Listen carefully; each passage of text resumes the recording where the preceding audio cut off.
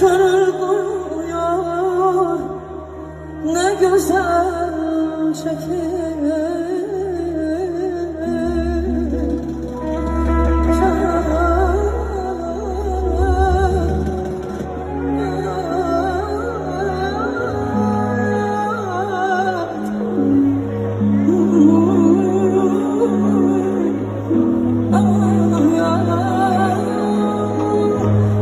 Sen geldin gelişinle sevinç getirdin bana. Sen geldin gelişinle sevinç getirdin bana.